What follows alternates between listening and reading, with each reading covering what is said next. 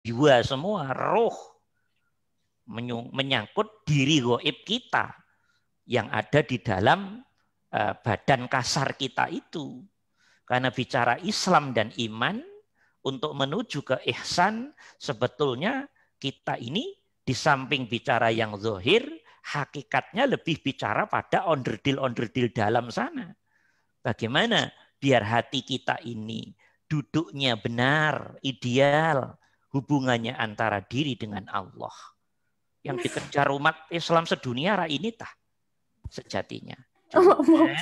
Cuman tidak sedikit hanya ikut geruduk ya, sehingga substansi keislaman, substansi keimanan, apalagi sampai ihsan sebetulnya masih jauh.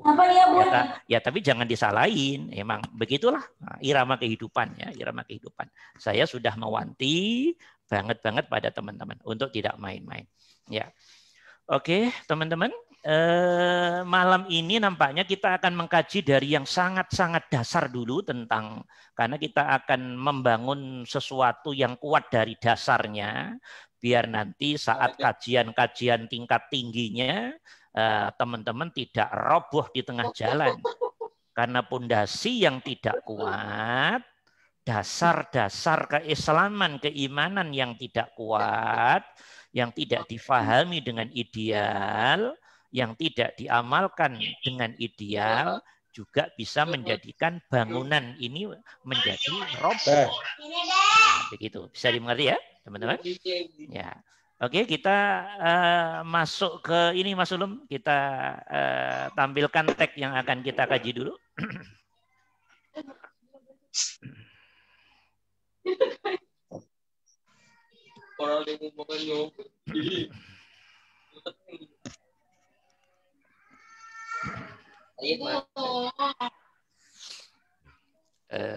Ke tagnya Mas Ulum, mohon ditampilin tagnya.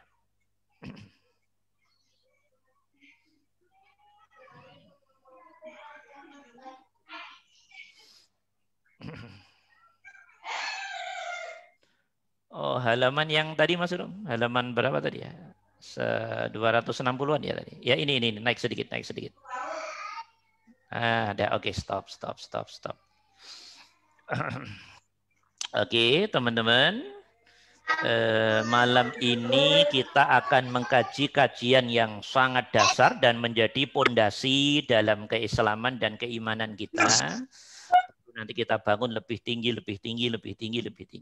Dan teman-teman saya silahkan nanti banyak tanya sehingga biar ada keterbukaan ilmiah. Jadi dalam dunia ilmu harus banyak tanya. Kalau kurang paham, tidak paham, harus nanya. Tidak boleh menutup diri. Karena bisa tidak bagus efek keilmuannya. Nah, ini ada tag hadis yang sangat-sangat populer sekali. Ayo kita baca dulu bareng-bareng. Hadis ini bicara tentang Islam, iman, ihsan. Semua Islam itu akan berangkat dari situ. Ya, kita baca bareng-bareng. Bismillahirrahmanirrahim. An Umar bin Al-Khattab radhiyallahu anhu qol, bla bla bla, hadisnya agak panjang memang, saya cuplik aja. Iya, wa qala Umar. Gimana? Ya Muhammad, akhbirni 'anil Islam. Kemudian faqala Rasulullah sallallahu alaihi wasallam, al-Islamu an tashhada an la ilaha illallah wa anna Muhammadar Rasulullah wa tuqimas salata wa tu'tiyaz zakata wa tasuma ramadhana wa tahujjal baita in istata'ta ilaihi sabila. Dah. Ini hadis sangat populer sekali nih, hadis sekolah-sekolah dasar ini pegangannya ini. Ya, ini pondasi keislaman kita, teman-teman ya. Pondasi keimanan kita, pondasi keihsanan kita. Hadis ini ya langsung diajarkan oleh malaikat Jibril langsung pada Nabi. Jadi malaikat Jibril suatu saat mengubah rupa dirinya menjadi seorang laki-laki yang tampan, yang bersih, yang sempurna lah untuk ukuran tampilan fisikly manusia. bersih, kuanteng, pokoknya mantep lah. Nah, datang pada Rasulullah dan Rasul kita sedang dalam majelis taklim, ya, sedang di masjid, dilingkari sahabat sedang belajar, sedang talaki. Ada laki-laki datang, nemuin Rasul duduk sangat dekat dengan Nabi. Maka ada beberapa sahabat, mohon maaf bahasa tandanya, ini orang nggak punya adab sekali. Udah datangnya terlambat, kok duduknya berani-berani dekat sekali dengan Nabi. Nah, kalau orang Indonesia bilang dasar nggak punya sopan gitu ya. Nah, jadi sampai ada dugaan begitu. Sahabat nggak ngerti kalau ini malaikat Jibril ditugasin oleh Allah. Kalau Nabi udah ngerti kalau ini malaikat Jibril, maka Nabi santai, tenang, enjoy. Nah, sahabat yang nggak paham ngerti ini siapa ini orang, datang langsung enak aja, duduk nyari posisi depan dan paling dekat dengan Nabi. Sementara kita aja di belakang-belakang begini, kalau boleh dibahasakan canda begitu, nggak ngerti kalau itu malaikat Jibril. Nah, malaikat ini nanya pada Nabi. Ya, ini sebuah metodologi saja sebetulnya, sebuah metodologi. Wahai Muhammad, tolong dong ajarin saya, informasikan pada saya tentang apa itu Islam, apa itu iman, apa itu ihsan. Malaikat Jibril nanya pada Nabi, apa keperluannya? Kalau malaikat Jibril aslinya nggak ada keperluan. Nah, ini memang oleh Allah didesain, disetting sedemikian rupa. Allah pengen ngajarin tentang Islam, iman, ihsan dengan malaikat yang langsung bisa dilihat oleh mata kepala semua sahabat yang hadir. Nih, teman-teman harus tahu. Jadi, pengajaran tentang keislaman, pengajaran tentang keimanan, pengajaran tentang keihsanan adalah Allah menggunakan malaikat Jibril langsung yang bisa dilihat oleh semua mata kepala yang hadir dalam bentuk wujud makhluk manusia. Ada dialogis. Apa itu Islam ya Rasulullah? Tolong informasikan saya. Dijawab Rasul, Islam itu bla bla bla bla bla. Lu Rasul kok bisa jawab Ustadz? Karena Rasul sudah diajarin oleh Allah lebih duluan. Jadi sebetulnya sasaran utamanya dalam konteks ini mengajari sahabat. Kalau Rasul jelas udah tahu duluan. Sahabat biar ngerti ini pentingnya. Mahwal Islam, mahwal iman, mahwal ihsan. Apa sih Islam itu, iman itu, ihsan itu? Karena saking pentingnya dan menjadi pondasi agama kita, pondasi 30 juz Quran ini, pondasi semua hadis yang ada dalam Islam, maka malaikat datang langsung dan bisa disaksikan, dilihat oleh semua para sahabat yang hadir pada saat itu. Tapi begitu malaikat selesai pertanyaannya, Muhammad pamit. Malaikat pamit. Begitu sudah jauh, baru sahabat tanya, ya Rasulullah, siapa itu tadi ya Rasul? Kok berani sekali dengan engkau? Kita yang sudah lama kenal engkau aja, bahasa candanya, nggak berani bersikap kayak dia tadi. Dia tadi kok agak kurang ajar banget begitu istilahnya, begitu bahasa candanya. Udah gitu nanya dia sendiri yang membenarkan. Dia sendiri yang mengiyakan. Gimana kok kayak nggak sopan? Nggak umumnya yang kita lakukan ya Rasulullah. Nah kata Rasul, udah diam. Itu tadi malaikat Jibril. Pengen mengajarkan pada diri kalian sejatinya. Pengen ngajarin kalian tentang apa itu Islam. Apa itu iman. Apa itu ihsan. Biar kalian melihat langsung bahwa ini bukan reka saya Muhammad tentunya.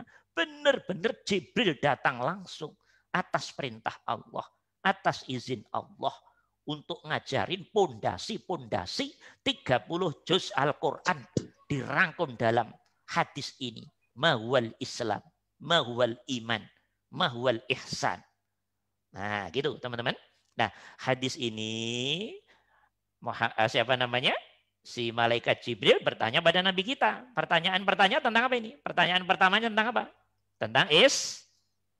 Tentang Islam. Maka pertanyaan Jibril, ya Muhammad, akhbirni anil Islam. Coba terjemahin.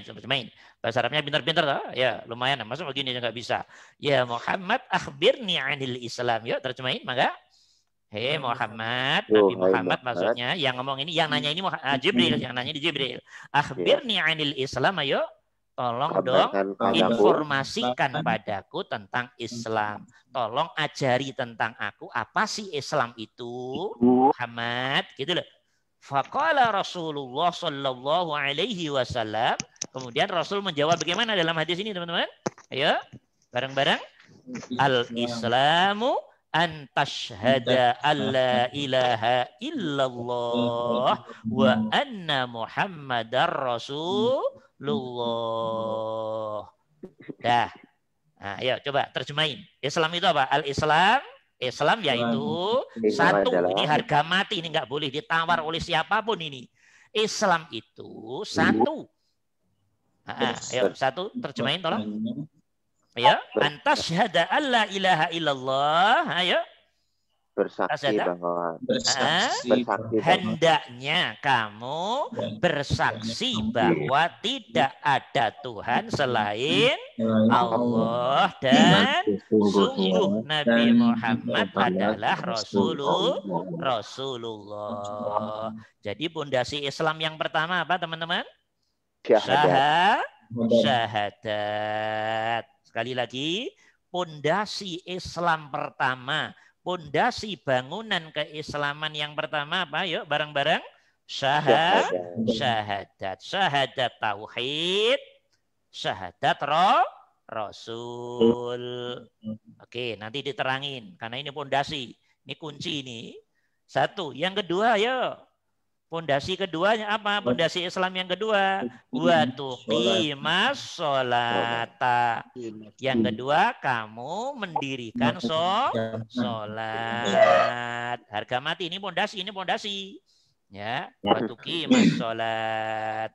Yang ketiga, yuk baca bareng-bareng. Wa tu'tiyaz zakat. Apa itu artinya wa tu'tiyaz zakat? Kamu membayar zakat. Zakat fitrahnya oke, zakat malnya oke. Nah itu rukun Islam yang ketiga. Yang keempat apa, teman-teman? Wa tasuma Ramadhana. Nah, apa itu artinya? Coba terjemahin. Dan kamu puasa di bulan Ramadan. Ya dah. Nomor berapa ini? Nomor 4 ya. Nomor 5, pondasi yang kelima, yang paling akhir apa? Wa tahujjal baita in istata'ta ilaihi sabila. Artinya silakan diterjemahkan ya. Ini bahasa Arab mudah ini. Wa tahujjal baita fi'il mudhari' ya. Dan kamu haji al-baita di Makkah, di Baitullah, di Ka'bah itu, Masjidil Haram maksudnya. Haji itu inistata'ta ilaihi sabila, bagi yang mampu. Dah itu aja deh. Nah, ngulangi pelajaran SD itu ini, ya tapi ini penting. Kalau mau masuk pelajaran yang gawat-gawat ini lupa, bahaya sekali. Nggak boleh. Harus tetap dikaji. Oke, sehingga kita punya kesimpulan dari hadis ini, teman-teman. Rukun Islam, pondasi Islam, ada berapa? Ada 5. Sambil ingat pelajaran yang lama, takut ada yang lupa ya. Apa yang pertama? Syahadat. Syahadat ada 2 toh. Syahadat apa, teman-teman? Syahadat tauhid, syahadat Rasul. Yang kedua yuk, sholat. Yang ketiga yuk,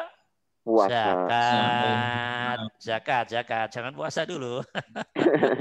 Yang puasa boleh pulang duluan yang puasa ya. Zakat baru puasa ya. Puasa yang keempat puasa dulu, baru yang kelima haji. Teman-teman, siapapun orangnya tidak disebut Islam dengan sempurna Tidak disebut muslim yang sempurna, yang kamil, kalau 5 ini tidak dijalankan dengan sepenuh hati. Tidak dijalankan dengan ketulusan. Tidak dijalankan dengan keikhlasan. Tidak dijalankan dengan lillahi ta'ala. Jadi kalau kita menjalankan 1, 2, 3, 4, 5 ini, syahadat, sholat, zakat, puasa, haji ini, harus tidak ada keterpaksaan. Tapi yang paling sempurna harus dengan ketulusan,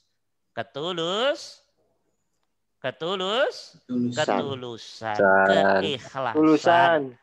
Tulus, ikhlas itu artinya duduknya hati hanya ngadep kepada Allah. Duduknya jiwa kita itu loh, totalitas ngadep kepada Allah. Bisa dimengerti? Dah. Ya, dah. Coba angkat dikit Mas Udum. Angkat dikit. Teman-teman, saya memberi satu komentar-komentar pengantar dari ilmu lama yang alhamdulillah sejatinya sudah kita ketahui. Ya, teman-teman, keislaman, keimanan, keihsanan yang nanti akan kita bahas satu persatu. Sejatinya mah, hakikatnya, aslinya pemberian Allah yang diberikan kepada orang-orang yang dipilih. Pemberian Allah, rahmat Allah, fadl Allah. Oke, karunia Allah, hidayah, taufik, inayahnya Allah, izinnya Allah yang diberikan pada orang-orang yang dikehendaki.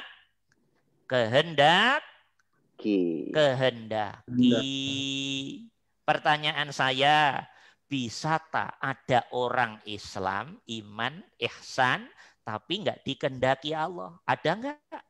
Ada. Ada apa enggak? Ayo. Ada. Bisa. Ada orang yang bisa menjadi orang Islam nggak dikehendaki Allah, ada apa enggak? Ada. Ada. Ada apa enggak ada? Enggak ada. Ya enggak ada. Berarti kita sepakat kalau begitu keislaman kita itu sejatinya pemberian Allah atau kehebatan kita? Pemberian Allah. Ayo, clear dulu, harus sepakat. Biar nggak rancu ini. Keislaman kita, sepakat, keimanan kita, syukur maju ke keihsanan kita, jujur-jujuran saja, itu kehebatan kita. Atau sejatinya itu memang keinginan Allah pada diri orang yang diberi. Ayo, sepakat yang mana nih? Pemberian atau kehebatan kita? Pemberian. Iya, teman-teman. Keislaman, keimanan, keihsanan sebetulnya pemberian Allah. Ada yang ragu? Yang ragu boleh pulang duluan, yang ragu ya. Ya, oke. Keislaman, keimanan, keihsanan pemberian Allah, teman-teman. Kayak Allah memberi ini ganteng, ini kurang ganteng, ini enggak ganteng. Ini diberi cantik, pas-pasan, enggak cantik. Ini diberi cerdas, pas-pasan, idiot.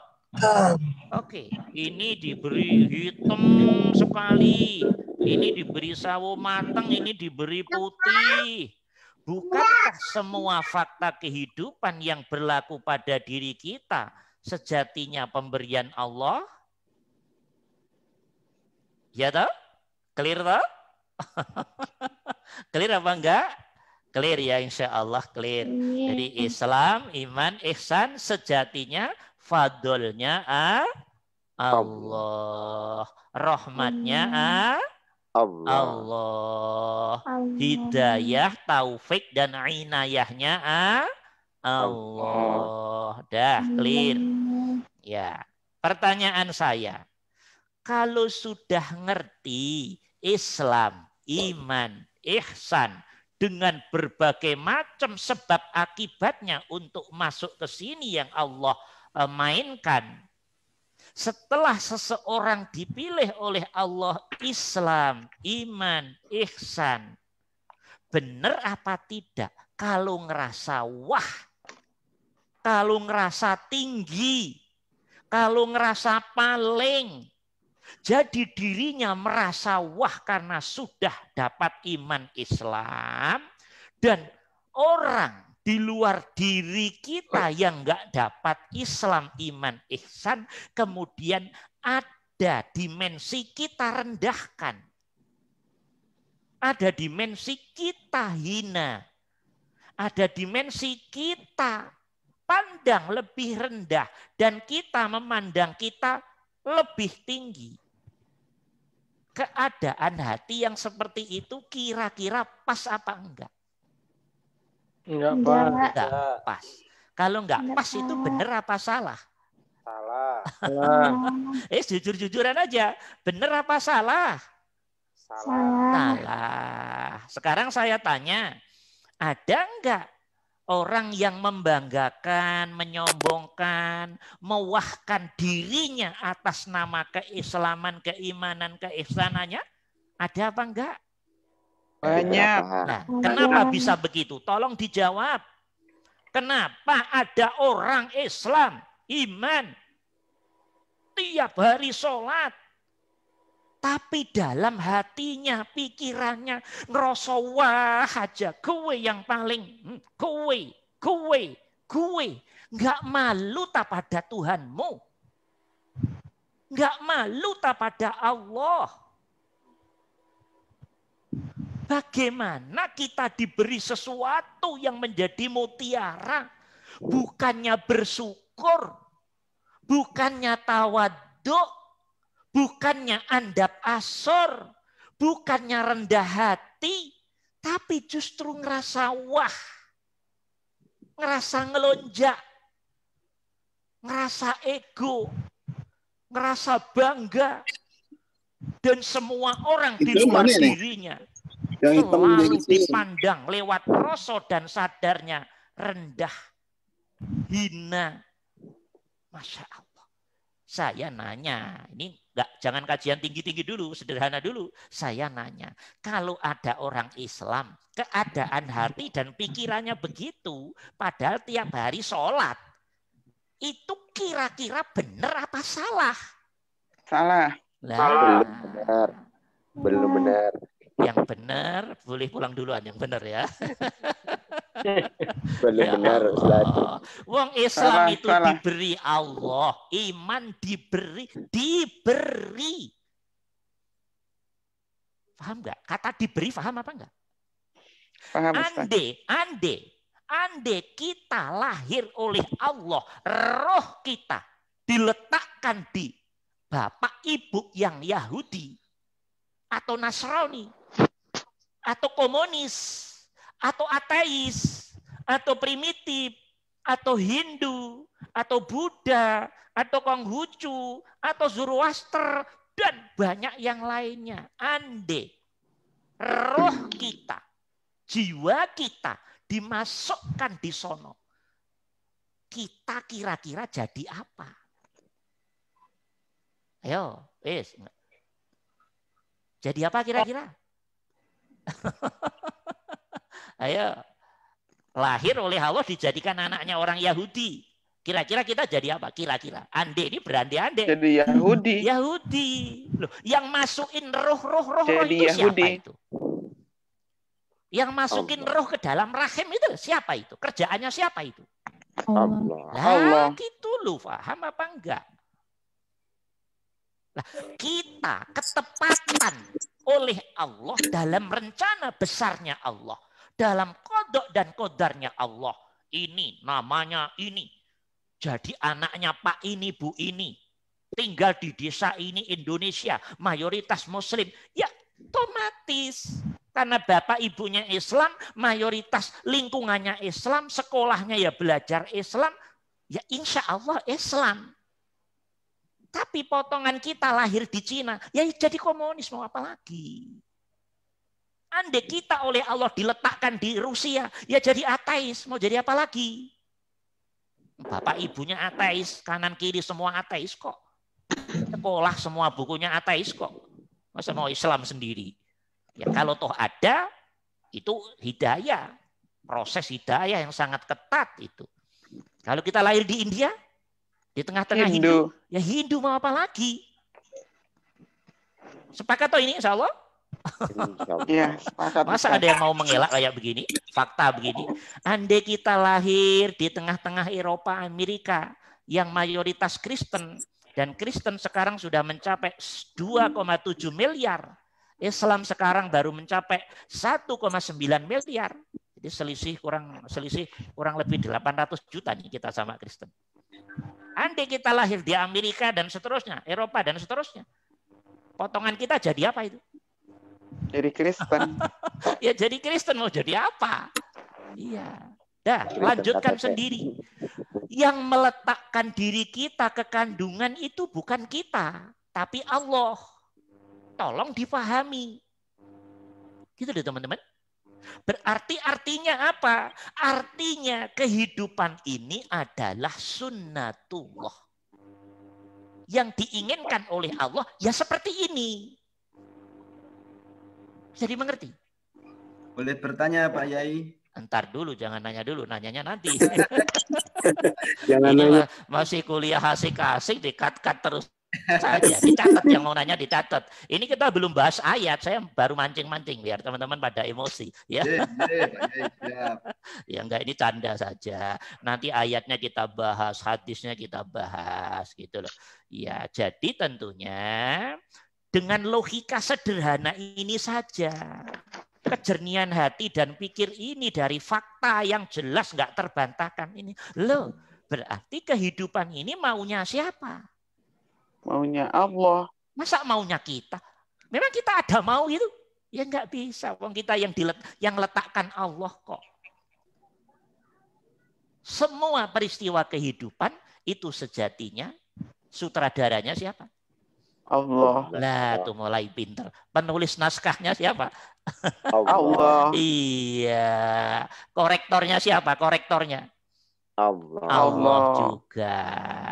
Yang memainkan, yang memanage siapa? Allah. Allah juga. Iya. Dan seterusnya. Semua Allah di situ nanti. Yang cerita siapa? Yang cerita Allah. Allah juga. Dah, saya nggak terlalu dalam, nanti pusing. Maksud saya akan membawa ke teman-teman begini loh. Berarti aku ini Islam, iman, ihsan. Ini bukan kehebatanku. Berarti sudah mulai waras dirimu. Ada yang ngerasa hebat karena Islam, iman, ihsan. Dirimu tidak punya sopan pada Allah. Ngerasa besar kepala di hadapan Allah. Benci Allah dengan potongan orang begini. Kenapa enggak syukur ya Allah, suwun ya Allah, thank you ya Allah. Syukron kasiran ya Allah. Engkau sudah mendudukkan hamba menjadi Islam, Muslim, mukmin. Tanpa engkau kehendaki enggak mungkin ini terjadi ya Allah. Karuniamu yang besar ini suwun ya Allah, nuwun ya Allah. Syukran kasir ya Allah. Thank you ya Allah. Ini fadlmu, ini rahmatmu ya Allah. Kalau engkau tidak berencana dan berketetapan ini, saya mungkin sudah bisa menjadi label-label lain. Sesuai kehendakmu ya Allah. Ngerti nih orang udah mulai pintar, cerdas. Makanya dia andap asar pada Allah. Makasih ya Allah. Ternyata ini hanya permainanmu ya Allah. Saya hanya engkau beri ya Allah. Kayak saya lahir, engkau kehendaki saya harus laki-laki, saya harus perempuan. Bahkan ada yang enggak laki, enggak perempuan, banci. Ada yang cerdas sekali, ada yang idiot. Semua ternyata hanya pekerjaanmu ya Allah. Hanya af'almu ya Allah. Hanya sunnatullahmu ya Allah. Hanya kehendakmu ya Allah. Dah mulai cerdas dia. Loh kalau ngerti ini pemberian Allah. Fadlnya Allah, karunia Allah. Kenapa? Diri ngerasa bangga. Allah nggak suka orang bangga dan sombong, itu paling dibenci oleh Allah. Yang disukain oleh Allah syukur. Nuwun ya Allah, ini pemberianmu ya Allah. Aku tanpa engkau nggak ada apa-apanya ya Allah. Loh itu benar. Syukur. Rendah hati. Tahu masalah. Nggak pernah ngerasa tinggi, nggak pernah ngerasa wah, karena merasa diberi nuwun ya Allah, suwun ya Allah. Jadi hati pikiran duduk sejatinya yang hebat, kehendak dan ketetapan Allah pada diri kita. Diri kita nggak ada hebat-hebatnya kok. Bersamaan itu hati duduk pada ketawaduan. Nah, gitu loh teman-teman.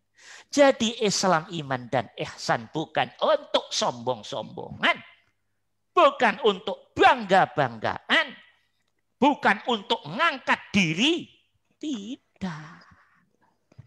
Tapi untuk ngadep ke Allah dengan penuh rahmat atas nama Allah.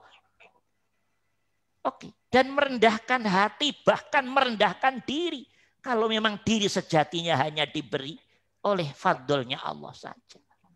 Dengan mendudukkan hati seperti ini, muslim manapun siapapun, mukmin manapun siapapun, nggak mungkin sombong, nggak mungkin bangga.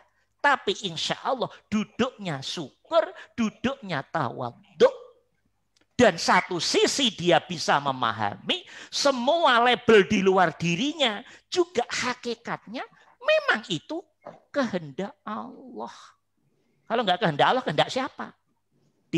Kehidupan ini nggak ada yang punya rencana besar dan tidak ada yang bisa menetapkan kecuali hanya Allah saja. Oke, karena itu yang bagus sun ya Allah. Dan di luar kita jangan dipandang rendah. Kita hanya ditugasin dakwah oleh Allah. Ingetin. Monggo, mari, ayo. Kalau mau, alhamdulillah. Kalau nggak mau juga, alhamdulillah. Tanpa harus merendahkan orang. Tanpa harus menghina orang. Karena Islam bukan tempat alat untuk merendah-rendahkan. Islam itu tinggi. Islam itu sempurna. Tapi Islam jadi murahan karena sikap kita sendiri. Paham apa tidak? Kalau Islam ya'lu wa la yu'la alaih. Islam itu sempurna, agung. Tapi Islam ini berkesan murahan. Itu sikap orang Islamnya, bukan Islamnya. Sesuatu yang mestinya disyukuri. Sesuatu yang mestinya harus tawadhu.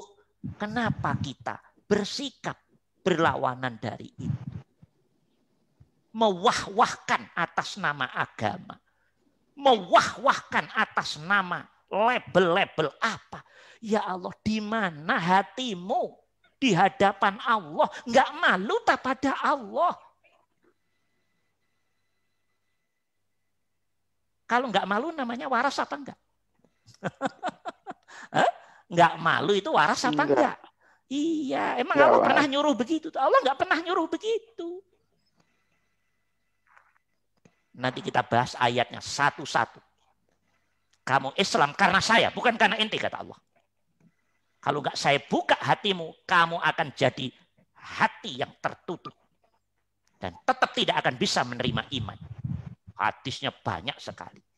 Nah, orang yang sudah paham posisi ini, pasti Islamnya benar-benar menjadi Islam yang santun, yang adem, yang damai, yang bisa memahami kehendak Allah di luar dirinya juga. Tugas kita hanya promosi kebaikan tentang Islam. Monggo, mari, ayo. Mau alhamdulillah, nggak mau alhamdulillah. Ini tentang hakikat Islam, iman, ihsan. Alhamdulillah. Pemberian Allah. Sepakat. Yang ngomong bukan saya. Al-Quran. Hadis. Oke. Dah. Karena kadang kita ikut prihatin. Islam tapi kok sombong-sombong kenapa? Islam. Orangnya Muslim.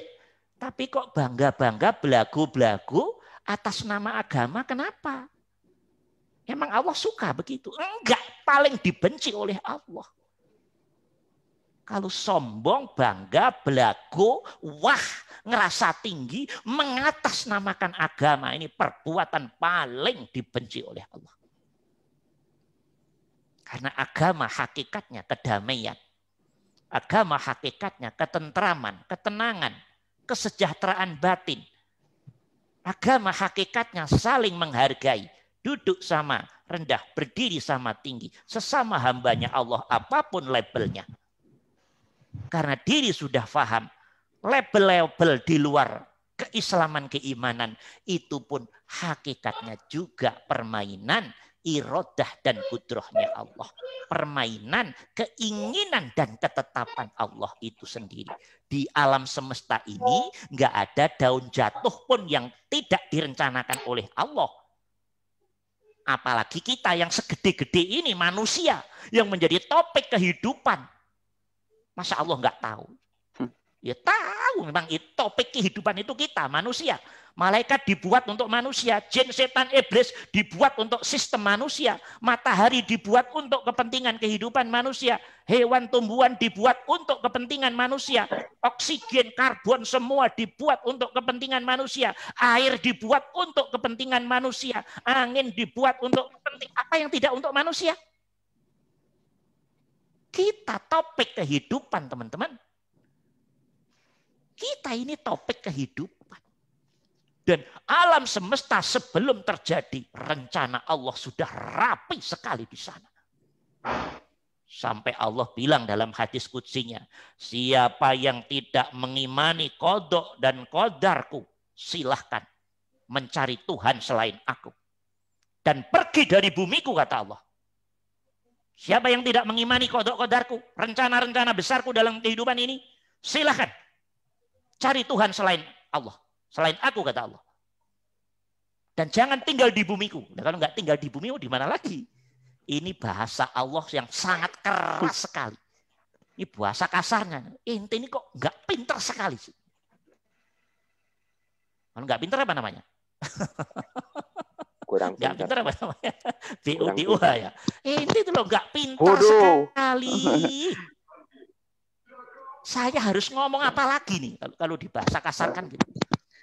Kamu lahir, aku yang menginginkan. Kamu di kandungan yang proses aku. Bapak ibumu tidur enak aja nggak ngerti prosesnya kok itu. Dan seterusnya. Yang ngasih makan aku, yang ngasih minum aku. Semuanya adalah peranku. Ya toh, begitu lahir yang jadi anaknya presiden ya enak. Yang jadi anaknya orang kaya ya enak. Yang jadi anaknya orang yang miskin mau makan aja susah. Dia sudah mulai kehidupan ujian berat saat itu. Boro-boro makan yang enak. Beri susu aja kesusahan. Boro-boro tidur di kasur. Kanan kiri tempat sampah yang sangat bau. Itu bukan kehendak kita. Ini rencana besarnya Allah semua. Tidak ada setitik kehidupan yang lepas dari rencananya Allah. Enggak ada. Hati kita harus duduk di situ, teman-teman. Biar hati, diri, jiwa paham, ngerti kebesaran Allah yang sudah membuat planning besar kehidupan ini. Enggak ada hidup ini yang tidak direncanakan Allah, enggak ada. Tidak ada. Semua bayi rencana matangnya Allah. Yang rasa hidup tidak direncanakan Allah, disitulah kelemahan keislaman kita, keimanan kita, keihsanan kita. Makanya terus belajar, terus belajar, terus belajar, biar semakin mengenal siapa sih aku ini, siapa sih sejatinya Tuhanku yang punya nama Allah dan 99 Asmaul Husna itu, biar tahunya nggak serampangan-serampangan saja. Nah, dah itu pengantar singkat tentang Islam, iman, ihsan. Yang sejatinya rahmatnya Allah yang diberikan kepada orang-orang yang dipilih. Nah, yang tidak dipilih gimana Ustadz? Ya nggak dipilih ya hakikatnya nanti, tahunya di setelah mati nanti. Kalau berdasar tekstual ya begitulah tekstual, bisa ditafsirkan sesuai dengan keadaan, background dan kepentingannya masing-masing. Nah, ya, sementara Allah Maha Mutlak, boleh bisa berbuat apapun. Tidak ada yang bisa membatasi Allah. Alam semesta ini milik Allah kok. Mau ditendang, mau dibanting, mau dibakar, mau dihancurin, mau diapa-apain. Itu semua urusannya Allah. Allah sudah ngomong dalam Al-Quran. Kalau aku mau semua tak jadikan orang baik. Jadi orang soleh semua. Tapi aku nggak mau. Nah, jadi kalau semuanya pengen masuk surga, gampang sekali Allah. Memang surga milik Allah kok. Allah nggak mau. Semua masuk surga nggak mau. Semua masuk neraka juga nggak mau. Ini mah bagian otoritasnya Allah. Siapa yang dipilih, siapa yang nggak dipilih. Kayak kita punya barang.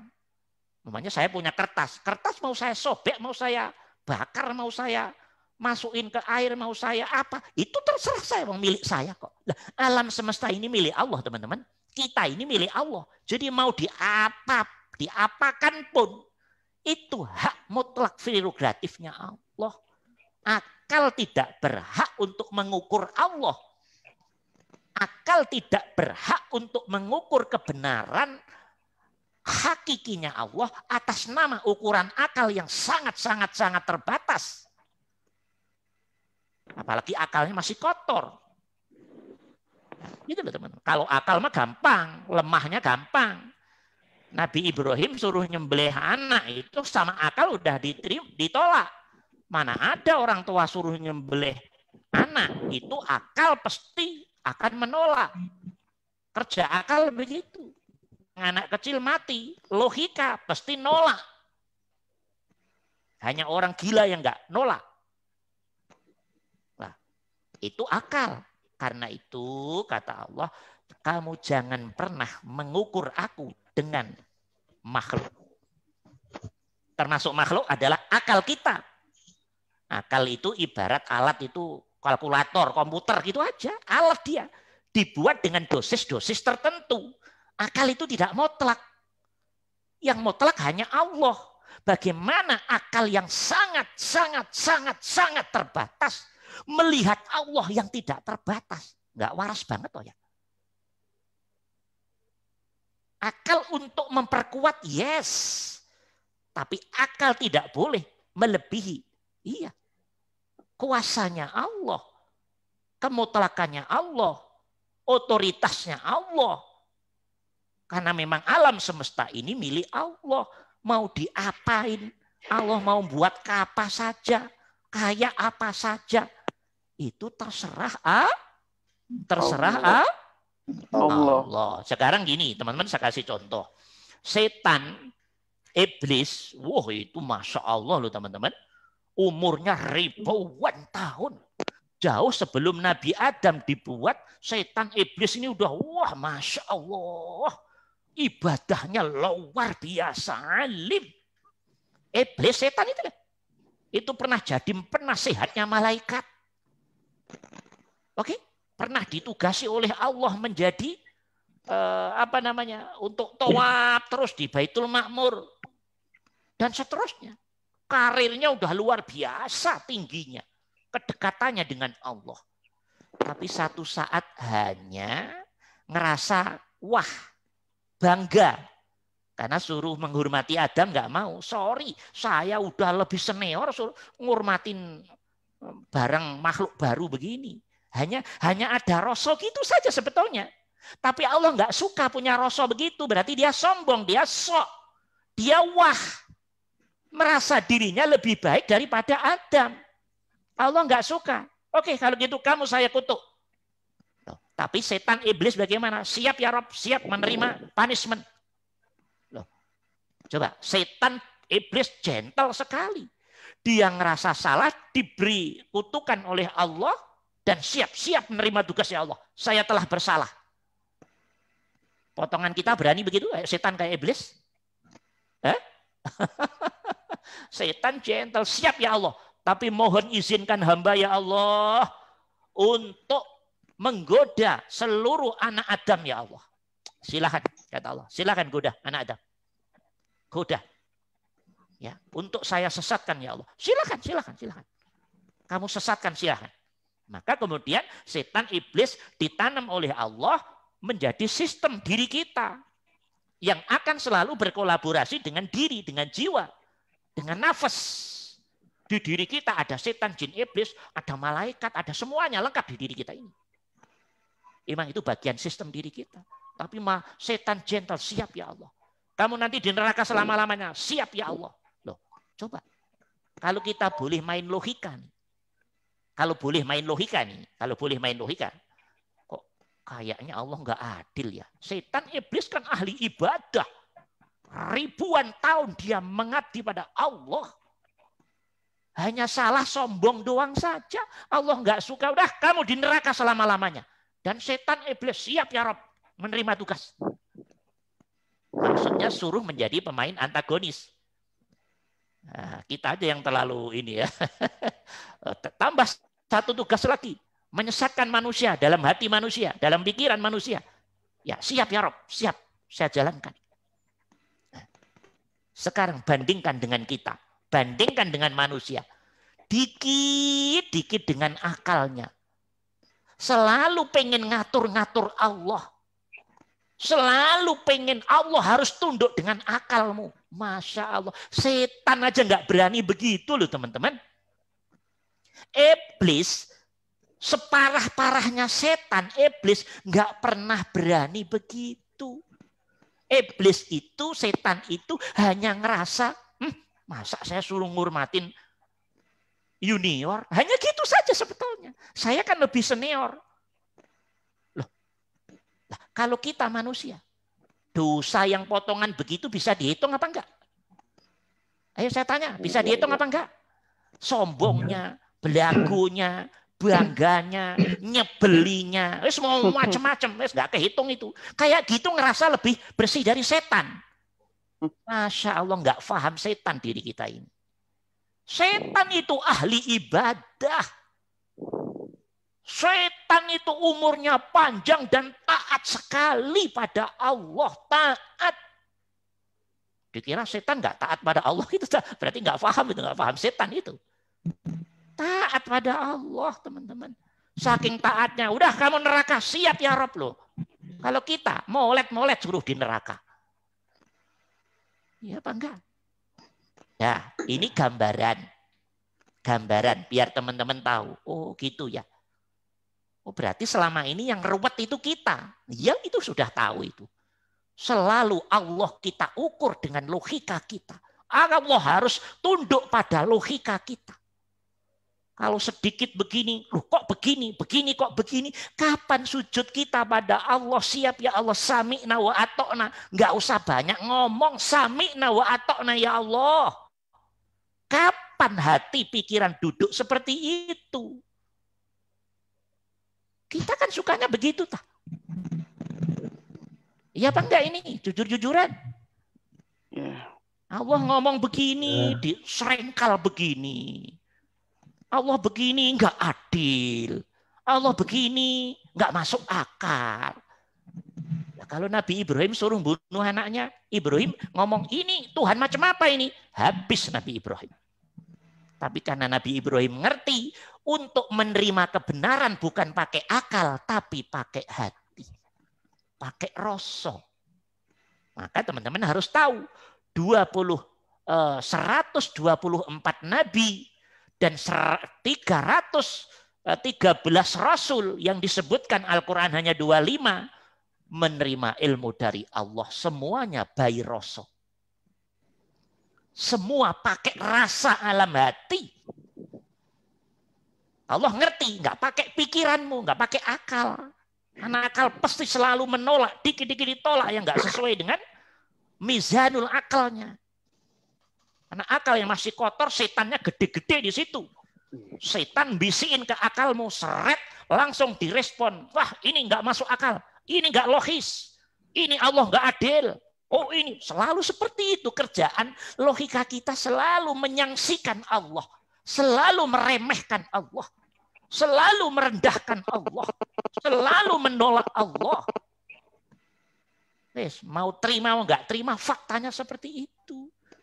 Beda dengan orang yang soleh, siap ya Allah, sami'na wa ata'na ya Allah. Orang yang soleh nggak banyak ngomong, teman-teman. Mau Allah begini-begini, monggo ya Allah. Hidup ini milikmu ya Allah. Mau engkau memberi hidayah pada orang yang kau pilih, monggo ya Allah. Itu otoritasmu ya Allah.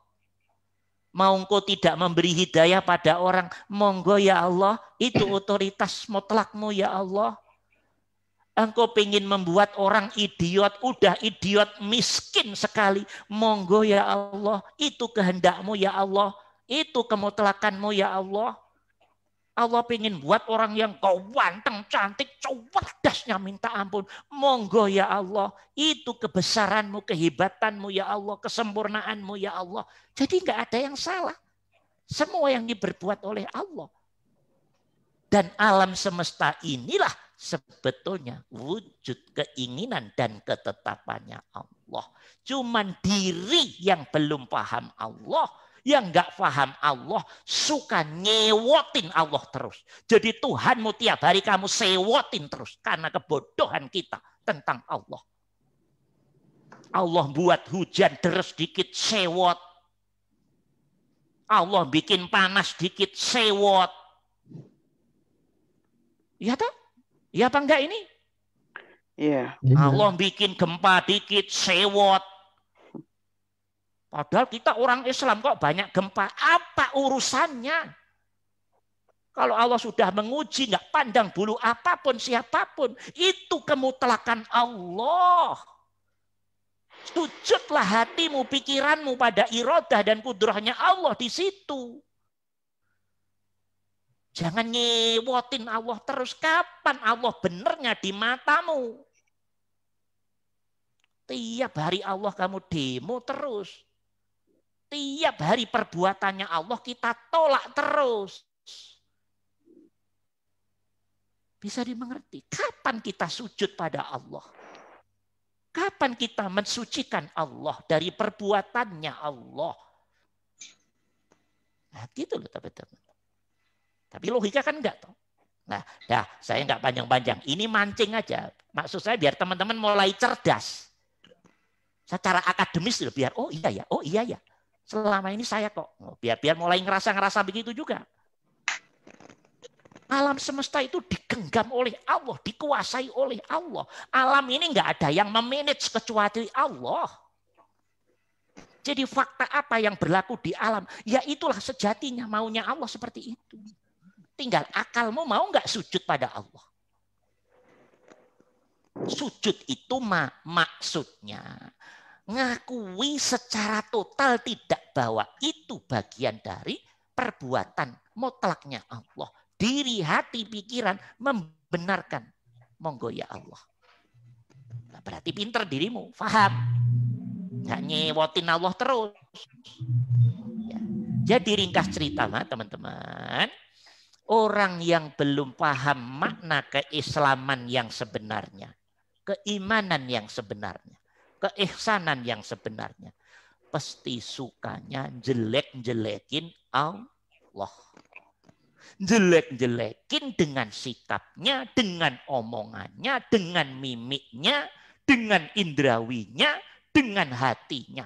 Tapi nggak ngerasa kalau jelekin Allah karena bodohnya. Karena nggak ngertinya. Karena nggak pinternya. Dah, ini baru pengantar tentang Islam, iman, dan ihsan. Jam berapa ini? Ihsan. Ya, jam berapa maksudnya? 21.13. Ya Allah, ya. Dah. Ini 21.13. baru pengantar. Kalau teman-teman nggak paham pengantar pondasi Islam, iman, ihsan, agak kurang pas juga. Islamnya Islam yang pondasi keilmuannya tidak berbobot. Nah, gitu dah. Ya, paham ya insya Allah. Islam, iman, ihsan, pemberian Allah, apa kehebatan kita mencari dan berusaha? Sekali lagi dijawab.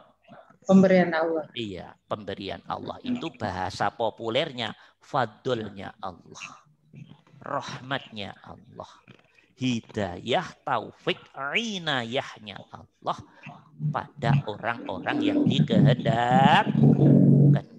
Karena diberi, kita bersyukur. Karena diberi, kita tawadu. Tidak boleh ada sombong, wah, bangga, ngerasa paling lebih dibanding orang lain. Sikap itu tanda belum ngertinya dirimu tentang keislaman, keimanan, keihsanan, hubungannya dengan Allah dan dirimu sendiri. Nah, ini pengantar singkat tentang mahwal Islam, iman wal Islam. Halil Islam wal iman wal ihsan amaluna am rahmatullah. Apakah Islam, iman, ihsan sebetulnya usaha kita atau sebetulnya hakikatnya rahmatnya Allah? Teman-teman sudah tahu jawabannya. Dah. Ambil napas dulu. Ngopi-ngopi ngeteh silakan. Ya, ya ngopi ngeteh. Ya, oke. Ya, ini ceramahnya udah selesai ya. Kita akan bahas dalam tentang syahadat dan seterusnya, sholat dan seterusnya teman-teman. Sehingga nanti kita nanti kita akan banyak mengkaji ayat, hadis dan seterusnya biar pondasi agama kita ini mapan, kuat. Enggak hanya ikut-ikutan gerudak-geruduk, tapi dalamnya keropos itu. Ya, itu yang mengakibatkan kita keislaman, keimanan, keihsanannya kurang mapan juga karena ilmunya kurang ideal, lakunya kurang maksimal. Kalau ilmunya kurang ideal, ya lakunya kurang maksimal, udah otomatis. Sehingga keistiqomahannya belum diarahkan dengan mapan oleh Allah Subhanahu wa taala. Nah, ini tentang pengantar Islam, iman, ihsan. Ini mau saya lanjutin kajiannya lebih panjang lagi nih. Ini aja deh mungkin malam ini. Nanti begini teman-teman. Nanti begini. Saya punya rencana begini. Kita hanya punya waktu kurang lebih 1,5 jam. 1 jam untuk materi, pelan-pelan lah ya. Kemudian kurang lebih 25 menit untuk bertanya. Kemudian kurang lebih saya minta waktu teman-teman 15 menit sampai 20 menit di akhir setiap kajian kita. Kita akan berzikir bareng-bareng, ya. Zikir itu untuk membersihkan hati dan pikiran, biar teman-teman tahu aneka metodologi zikir nanti. Kalau Al-Quran hanya fadhkurullaha dzikron katsira. Lah nanti kita jelaskan detail nanti di sana apa itu zikir, bagaimana metode-metodenya, apa tujuan zikir dan seterusnya. Ini harus by ilmu semua ini, biar teman-teman ngerti. Selama ini ngertinya kan sepotong-sepotong aja. Sepotong-potong udah ngerasa pinter lagi. Di situ jeleknya kita rata-rata di situ. Ya, ngerasa pinter terus optimis masuk surga gitu ya. Ya, jangan begitulah. Yang benar itu belajar dulu yang beneran, yang maksimal, biar jadi muslim yang bermutu ilmunya, amalnya yang terarah sesuai dengan pondasi ilmunya yang mapan, sehingga diberi keistiqomahan oleh Allah. Jadi setiap kurang lebih 20 menit. Karena ilmu yang kita pelajari teman-teman, satu sisi membangun ilmu dengan dalam tentang diri dan Allah, sisi yang lain bersamaan itu membangun membersihkan hati dan pikiran. Karena itu perintah agama. Fadhkurullaha dzikran katsira. Alladzina yadhkurunallaha qiyaman wa qu'udan wa 'ala junubihim wa yatafakkaruna bla bla bla bla bla. Bagaimana biar diri kita bisa selalu zikir pada Allah di semua posisi, berduduk, diri, tidur-tiduran, bekerja, istirahat, makan, mandi, pipis, BAB, semua selalu zikir kepada Allah dari semua keadaan kita, semua nafas kita. Nah, itu yang saya maksud pembersihan diri nanti di situ. Nah, cuman yang belum paham, ya kalau apa-apa kalau belum paham susah. Nah, nanti di sini akan kita kaji. Nanti ke depan mungkin mulai pertemuan ke-3 atau ke-4 di setiap akhir materi sampai seterusnya teman-teman akan kita latih diajak bareng-bareng maksud saya zikir bareng-bareng, dan untuk zikir tidak perlu dimasukin ke YouTube, kajiannya boleh masuk ke YouTube, tapi untuk zikir adalah aktivitas lebih kepada internal, ya. Masa dikira aja nanti dilihat-lihatin orang, ya. Itu dari saya. Mungkin untuk berikutnya saya buka pertanyaan. Waktunya udah agak ini, ya. Ada waktu sekitar 25 menit. Saya serahkan kepada teman-teman untuk bertanya dari pengantar tentang Mahwal Islam, iman dan ihsan yang sudah saya kasih mukadimah tadi. Alhamdulillah. Silakan siapa yang bertanya boleh, enggak? Sudah boleh waktunya bertanya. Assalamualaikum Pak Yai. Waalaikumsalam warahmatullah. Ya. Dengan Haris ini dari Tangerang Pak Yai. Ya, enggak. Tangerang mana, Mas Haris? Pengen memperdalam dari apa yang disampaikan Pak Yai tadi bahwa keislaman kita ini kehendak atau fadlnya Allah, gitu. Benar. Dalam kasus misalnya sholat subuh, gitu ya. Iya. Kita pas menjelang sholat subuh, saya bangun dan akhirnya bisa ikut sholat jamaah di masjid itu. Ini terasa banget bahwa saya bisa mengerjakan sholat jamaah ini fadlnya Allah, dibangunkan, gitu ya. Tapi pada kasus yang lain, misalnya begitu saya bangun, ternyata hari hujan lebat, gitu ya. Di situ terjadi perang antara keinginan saya untuk sholat jamaah dan malasnya menerjang hujan. Nah, di situ diperlukan kekuatan batin saya untuk mengalahkan malasnya ini. Akhirnya menang atau kalah. Kalau saya menang, ikut sholat jamaah. Kalau enggak, saya sholat di rumah. Nah, dalam konteks bahwa berislam ini fadlnya Allah, ini dalam konteks yang tadi gimana? Seolah-olah ini ada kecampuran, harus ada usaha saya dalam konteks hujan tadi. Saya sudah dibangunkan oleh Allah. Saya kalah dengan saya harus mengalahkan nafsu saya untuk tetap bisa sholat jamaah. Itu Pak Yai seolah harus ada ini dari saya gitu. Matur nuwun Pak Yai. Ya, ini kalau dikaji sudah masuk kajian yang dalam loh, ya. Ini sudah menyangkut inti-inti materi nanti. Saya tidak mau banyak masuk dulu, nanti nanti pada saat yang tepat akan saya terangkan. Karena kelihatannya sederhana, tapi ini bisa dikaji dari sisi banyak sisi. Kalau dari sisi fikih, ya karena hujan nggak jamaah boleh. Ya toh? Kita punya hak untuk memilih dari sisi fikih.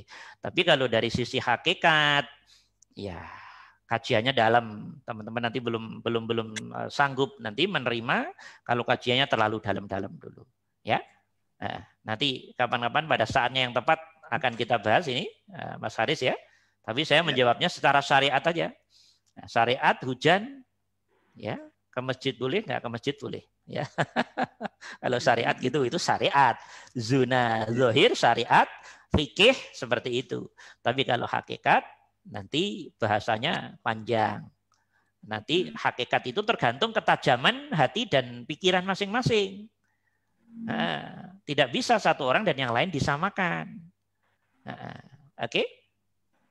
Saya baru bisa menjawab itu saja. Tidak boleh secara detail karena pasti akan kaget. Jawaban saya pasti akan kaget diterima teman-teman nanti karena belum melalui step kurikulum kajian dari dasarnya menuju ke yang lebih tinggi, Ya, oke?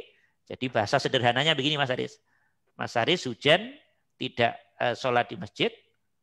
Kalau hatimu menerima, ya Allah, engkau detik ini tidak berkehendak untuk ke masjid, di rumah. Ya udah diterima, di rumah aja. Emang kenapa kalau sholat di rumah? Keadaannya hujan. Kenapa? Protesnya hatimu, ngedumelnya hatimu, justru kata Allah, kamu belum mampu memahamin aku. Kamu belum memahamin aku, Riz. Kamu masih ego. Yang ada di pikiranmu ke masjid terus. Tapi kamu tidak bisa mengenali aku. Silahkan kamu ke masjid, duduk pada totalitas tauhid. Tapi karena ada alasan yang syar'i, kamu tidak ke masjid pun. Kenapa? Kamu tidak mendudukkan hatimu di atas pondasi tauhidku. Bisa dimengerti? Nah, sederhananya begitu. Ya. Alasannya itu aja. Ya, kenapa? Kamu selalu sewot pada aku. Ya toh? Mengerti? Ya. Ya, oke, yang lain ada pertanyaan, kita persilahkan. Terima kasih Pak Yai. Ya, oke. Yang lain kita persilahkan. Waalaikumsalam Ustaz. Waalaikumsalam warahmatullah. Tadi Ustadz bilang sombong itu adalah sifat yang paling dibenci sama Allah, yang wujudnya tadi iblis ya, karena sombong karena merasa lebih tinggi gitu. Iya. Nah, setahu saya sombongnya misalnya lebih tinggi, lebih cantik, lebih tampan, lebih kaya, lebih ini gitu. Benar. Nah, kemudian Ustadz tadi bilang lebih sombong dalam apalagi mengatasnamakan agama gitu. Iya. Nah, yang ini saya belum tahu Ustadz, contohnya bagaimana ya Ustadz itu yang mengatasnamakan agama itu. Iya. Siapa tahu saya melakukannya tanpa sadar gitu karena belum tahu ilmunya. Iya. Sekarang begini saya tanya, singkat. Ada orang yang cantik ngerasa, saya cantik ini, cantik sendiri ini di kampung ini, di kelas ini, di RT ini. Dan Allah mau kamu tinggalkan di hatimu. Sombong apa tidak? Sombong. Allah suka enggak dengan sikap itu? Enggak. Tidak. Kenapa hatimu enggak duduk? Ya Allah, Engkau yang sudah menginginkan dan menetapkan hamba cantik ya Allah. Hatimu melihat ke Allah, hudur ke Allah, khusuk ke Allah, tawaduk ke Allah, dan tidak pernah ada rasa membandingkan aku paling dan di luarku lebih rendah dari aku. Bisa nggak duduk hati begitu? Dalam semua hal, termasuk agamamu. Ya Allah, Engkau sudah memberi fadl rahmat berupa keislaman, keimanan ini ya Allah. Suwun ya Allah. Disyukuri. Syukur itu bukan kebanggaan, bukan kesombongan. Syukur itu duduknya hati dan pikiran yang merasa dan menyadari bahwa keislaman, keimanan adalah pemberian Allah pada diri. Dan diri terima kasih, matur nuwun, syukron kasiron. Tetap menjaga stabilitas batin. Tidak pernah merasa wah dibanding orang lain. Tanda fahamnya dirimu tentang dirimu dan Allah. Enggak berlaku ini gue Islam nih ente, apaan ente calon neraka nih ente. Sombong enggak? Nih kita nih yang Islam, yang bersih, yang suci. Orang-orang selain kita, ya Allah, sombongnya hatinya. Nggak ngerti tak orang-orang di luar kita begitu, hakikatnya juga maunya sutradara kehidupan. Maunya dia atau maunya sutradara? Maunya dia atau sutradara? Iya, yang suruh dia menjadi pemain begitu sutradara atau kita? Sutradara. Ngapain kita sewot pada dia? Paham apa enggak nih maksud saya? Nyewotin orang di luar label Islam iman sejauh apa enggak? Ayo, paham? Ya kita nih enggak suruh nyewotin orang, ngerti enggak? Suruh watawasau bil haqqi watawasau bis saling ngingetin, monggo mari ayo, ini lo Islam, ini lo begini-begini, kok mau alhamdulillah. Hati yang stabil gitu bisa dimengerti? Paham? Yang naik, yang masuk surga siapa Ustaz? Lu nggak ngerti, ntar dulu, mati dulu. Kalau sudah nanti mahsyar, yang masuk surga siapa aja nanti baru ketahuan. Kalau di dunia berantem terus. Karena rumusannya tek. Dan tek multi tafsir. Aneka tafsir. Bisa dimengerti ini? Ya itu aja Bu. Jangan panjang-panjang dulu. Nah, ada lagi yang lain? Kita persilahkan. Assalamualaikum Ustaz. Waalaikumsalam warahmatullahi. Kebetulan tadi sempat mendengar Ustaz membahas soal iblis yang tidak mau sujud kepada Nabi Adam. Ya, sebenarnya kami agak artinya menghormati. Apakah yang Hai guys, perbedaan antara ibadahnya? Mohon yang lain mohon di mute dulu, biar suaranya di saya ngembang-ngembang. Tolong diulangi, mohon diulangi. Ya, sudah. Ya. Itu pertanyaannya adalah apa perbedaan antara setan dan iblis? Kalau misalnya kita membaca Taus, kita berlindung kepada Allah dari godaan setan. Tapi kalau misalnya mendengar yang biasanya bahwa cerita bahwa dulunya yang tidak mau sujud kepada Tuhan dan berjanji untuk menggoda keturunan Nabi Adam, iblis seperti itu. Apakah ini adalah dua makhluk yang sama atau bagaimana? Iya. Oke, bagus. Jadi begini teman-teman, makhluknya secara umum disebut jin. Makhluknya secara umum disebut jin. Jin itu ada dua kelompok. Jin yang mendapat keimanan, syukur keihsanan, itu namanya jin yang Islam. Kayak kita persis, pakainya juga Al-Quran.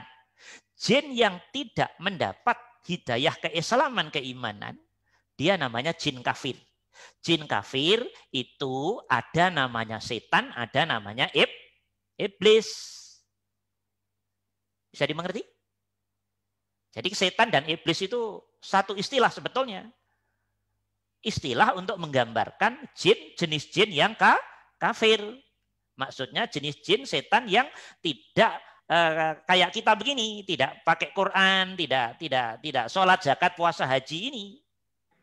Bisa dimengerti? Ya, itu saja, singkat padat. Ya, oke. Ya, makanya dalam ta'awud a'udzubillahi minasyaiton. Syaiton toh, tapi sesekali Allah bilang iblis toh. Fasajadu illa iblis loh. Semuanya sujud kecuali iblis. Ya setan ini sebetulnya. Paham? Ya, bisa dimengerti ya? Oke. Ada lagi yang lain? Kita persilahkan. Ustadz, jadi itu apa makhluk pertama dibuatkan tadi jin dan iblis yang sudah yang beribu-ribu tahun itu siapa Ustadz? Jin ya Ustadz? Ya. Jin itu ya itu tadi dibagi dua kelompok tadi, yang muslim sama yang tidak muslim. Dari setan awalnya, iblis dari awal udah lama sekali, makhluk yang relatif tua untuk konteks kemakhlukan. Itu ribuan tahun itu sudah katanya yang tadi taat itu atau sudah bagi dua tadi? Sudah memang ada yang taat dan yang tidak taat gitu. Ada yang muslim dan tidak muslim. Iya. Maksudnya taat di sini klasifikasi kita berdasar Quran loh ya, berdasar Quran. Kalau sebelum Quran, ya mereka secara umum masih dihitung dihitung taat. Karena mulai kasus Nabi Adam, ya setelah Nabi Adam dicetak itu. Tapi sebelum Nabi Adam dicetak, mereka umurnya udah ribuan tahun, puluhan ribu tahun, sudah lebih dulu dicetak oleh Allah, dibuat oleh Allah, dan mereka ya menjalankan kehidupan sesuai dengan rencana dan program dan ketetapan Allah. Karena kehidupan ini memang keinginan Allah, bukan keinginan makhluk. Nah, iblis, setan itu sudah jauh sebelum Nabi Adam sudah eksis. Mereka sudah taat pada Allah bertahun-tahun lamanya, sudah lama sekali. Sudah senior. Bahkan jin dan iblis itu disebutkan pada beberapa riwayat, setan, iblis itu seniornya para malaikat. Ya, karena dia sempat menjadi penasihatnya malaikat. Maka diduga oleh para ulama, oh berarti setan, iblis itu bagian dari senior-seniornya para malaikat. Hanya nasibnya oleh Allah dibuat seperti itu. Itu kan hanya urusan nasib aja dari sang sutradara, suruh jadi pemain apa gitu aja kan aslinya. Ya, bukan okay. Karena waktu itu malaikat protes kan sama Allah, kok kenapa dibuat manusia? Karena kan takutnya nanti membuat kerusakan lagi. Ya. Berarti kan sebelumnya jinnya membuat kerusakan gitu. Ya, apa gimana? Ya, itu asumsi dari malaikat. Malaikat kan punya deteksi kemampuan juga. Ini ada makhluk yang diberi akal tapi juga diberi nafsu. Kalau ada akal, ada nafsu, pasti ya kemungkinan untuk konflik sangat tinggi. Kalau akal doang tanpa nafsu, nanti kayak malaikat, nggak akan pernah ada konflik sama sekali. Nah, manusia ini ada akal, ada nafsu. Di situ ada potensi untuk bersaing, iri, dendam, benci, berebut, berantem, perang, ada di potensi nafsu. Sudah begitu ditanam setan, jin, iblis di dalam nafsu. Ya udah lengkap. Maka setan, malaikat, ya Allah kenapa engkau membuat makhluk yang baru yang begini-begini, sementara kita sudah bertasbih padamu, bla bla bla bla bla bla. Kata Allah, diam. Saya lebih tahu daripada ente. Tapi kemudian malaikat, mohon ampun ya Allah. Dan terus menjalankan tugas untuk menghormati Adam. Lah iblis enggak. Tetap komitmen ngerasa gue lebih senior, gue lebih keren. Ogah gue ngormati Adam. Nah, sama-sama protes. Iblis juga protes. Malaikat juga protes. Tapi malaikat habis protes, kemudian dia menghormati. Kemudian ditanya oleh Allah, loh iblis kenapa? Ente enggak mau menghormati Adam. Khalaqtahu min tin wa khalaqtani min nar. Loh ya Allah, kan jenengan membuat Adam dari tanah. Sementara engkau membuat saya dari api. Dalam pandangan iblis, api lebih senior daripada tanah. Rasul begitu. Punya keadaan jiwa begitu. Oh gitu ya. Nah, dijawab oleh Allah. Jadi sebetulnya dosa iblis bukan kok dosa mohon maaf. Nyuri, merampok, zina, korupsi. Enggak. Hanya ngerasa wah saja. Hanya ngerasa wah, ngerasa senior lah. Ngerasa lebih oke lah begitu. Saya dari api loh ya Allah. Masa suruh sujud pada tanah?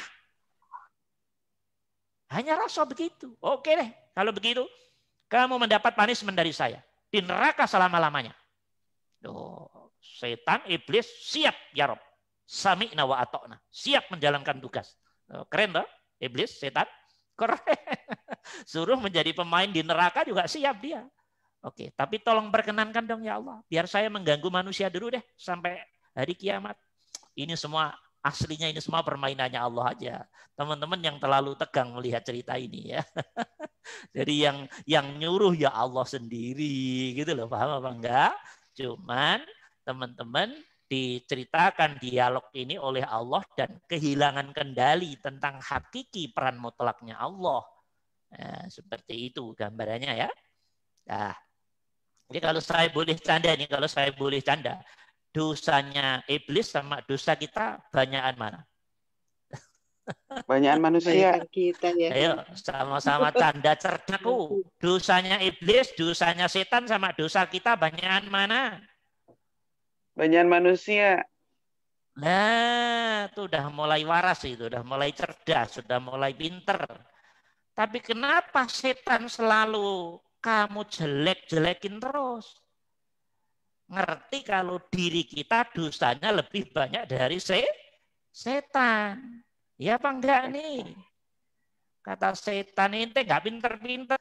Ente tiap hari maksiat berkali-kali. Gayanya nangis ngulangin lagi. Nangis ngulangin lagi. Dimasukin neraka enggak mau. Ya toh? Kata setan begitu. Ya. Ya kita ini ruwet orangnya. Ya apa enggak ini? Ruwet aslinya. Kalau setan gentle, siap ya Allah. Neraka siap. Kita suruh neraka. Molat sama iblis. Dosanya pasti banyakan kita. Cuman ketetapan Allah pada kita dan pada iblis berbeda. Gitu dah teman-teman.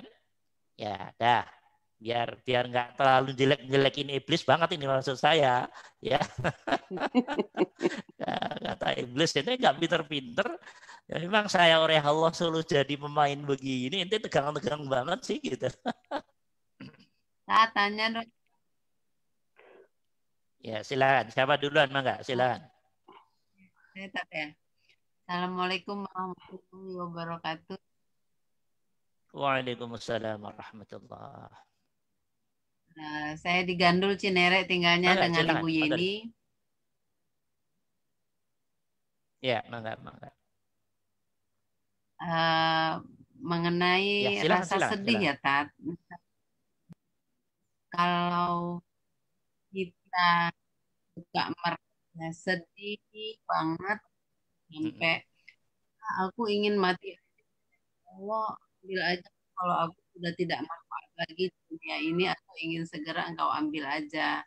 Rasanya sih sudah siap, karena capek gitu loh ngalamin masalah kehidupan itu. Gimana ya, Tat, menghilangkan rasa seperti itu supaya ya tahu sih bahwa Allah udah atur-atur, tapi kenapa sih capek gitu? Kira-kira gitu, Tat, capek banget ngalamin, terus kepengen Allah ambil, kenapa sih kok nggak diambil-ambil aja, males deh kayak gini terus gitu. Maksudnya dari cobaan yang satu gitu, ini masih gitu. Kalah sama setan kali ini mah ya. Oke, pertanyaan bagus sudah saya tangkap. Jadi ada pertanyaan, Ustadz, hidup kok isinya gini aja Ustadz, ruwet. Ada masalah lagi, selesai, masalah lagi, ada selesai, ruwet lagi. Sehingga timbul suara dalam hati, pikiran, kalau gini mah lebih baik mati aja deh. Teman-teman, saya ingatkan. Siapapun anak manusia, apalagi muslim mukmin, ya, yang punya rasa seperti ini, tolong hentikan. Dilarang keras oleh agama kita. Dilarang keras oleh Allah, oleh Rasul. Tidak boleh punya rasa seperti ini. Nah, makanya belajar, nanti biar ngerti. Belajar, ini belum apa-apa ini. Enggak boleh. Bosan hidup, banyak masalah, ini. Ini kalau keadaan hati dan pikiran sedang dikuasai setan, iblis, jin, yang mempengaruhi diri, jiwa kita, teman-teman. Ini bisa bahasa putus asa halus. Kata setan sama iblisnya di hati dan pikiran kita, udah deh, ente lebih baik mati aja deh daripada hidup ente ruwet. Dan diri kita mengamini. Pengen cepet mati biar lepas dari masalah demi masalah ini. Sekali lagi, saya wanti-wanti semua yang ada di ruangan ini. Hentikan sikap ini. Dilarang keras oleh Al-Quran dan hadis. Dilarang keras oleh agama. Oleh Allah dan Rasulnya. Tugas kita adalah melewati hidup sampai ajal kita. Yang enak-enak disyukuri. Syukur suwun ya Allah. Engkau ngasih kesehatan. Engkau ngasih anak, istri, suami. Ngasih nikmat ini, itu. Suwun ya Allah. Kalau Allah menguji sebaliknya yang tidak enak, yang ruwet, yang tidak sesuai keinginan kita, itu sengaja dibuat oleh Allah. Allah juga menguji dengan imbangan yang tidak kita inginkan. Begitu datang, ya Allah, Engkau telah menguji yang tidak saya inginkan, ya Allah. Bentuknya ini.